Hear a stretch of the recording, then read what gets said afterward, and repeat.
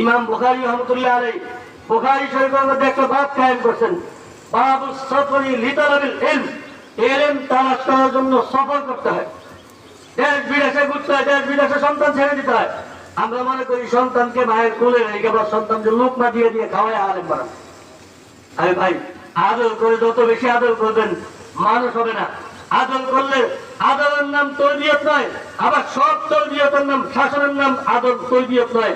সবকিছু লাগে। আপনি যদি শুধু শুধু আদর জানেন আর সন্তানের সব মর্জি মোতাবেক আপনি চলেন, তাহলে সন্তানকে মানুষ হওয়া কিভাবে শিখাইলেন?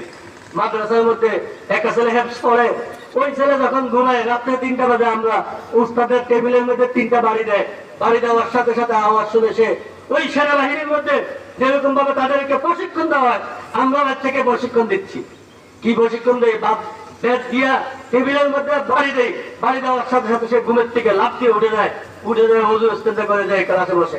আপনি তো যায় তার গিটের মধ্যে হাতাইতেছেন, পায়ে হাতাইতেছেন, আপনি উঠাইতেছেন, সে বারবার সে বলতেছে আপনাকে 2বার 3বার ধমক দিয়া শেষ পর্যন্ত আপনি নয় আসে তাকে বলেন না নামাজ পড়েন।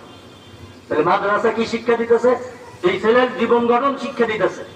মাদ্রাসা থেকে বোর্ডিংয়ে তাকে যেই খাবার, নির্দিষ্ট খাবার, একটা নির্দিষ্ট পরিমাণে একটা গন্ডিতে বাড়ি দিয়ে ভাত মেপে দেওয়া হয়, এরকম ভাবে তরকারি একটা নির্দিষ্ট ভাবে তাকে দেওয়া হয়। এটা তার মর্জি জিজ্ঞাসা করা হয় না তুমি কি খাইবা, সে বলে না আমি এটা খাবো না ওটা খাবো, এই মর্জি জিজ্ঞাসা করা হয় না। তাকে কুরবানি শিক্ষা দেওয়া হইতেছে। কি শিক্ষা দেওয়া? কুরবানি শিক্ষা দেওয়া হইতেছে। কিভাবে?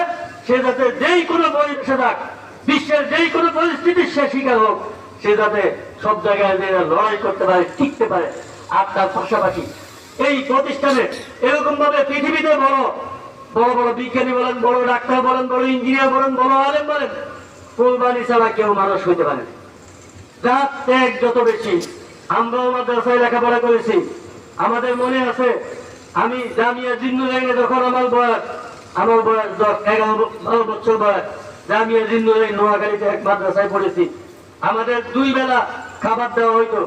এক বেলা দেওয়া হইতো শুধু ডালের পানি, আর আরেক বেলা দেওয়া হইতো, এটা ছিল পুরো সপ্তাহ 6 দিনে আমাদেরকে দিত ডাল, ডালের সাথে এই ওই যে ইয়ে ডাল আছে অ্যাঙ্কর ডাল, এটার সাথে মিক্স করে অ্যাঙ্কর ডালের সাথে আলু, এই আলু আর অ্যাঙ্কর ডাল মিক্স করে একটা তরকারি।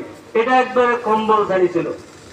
অনেক সময় এমন হয়েছে বাটির মধ্যে দেখছি, এই বাটির মধ্যে ডালের কণা, শুধু ডালের যে কণা, যেটা কণা দেখা যায়, এই কণাও কোনদিন পাইনি, শুধু হলুদ পানি পাইছে।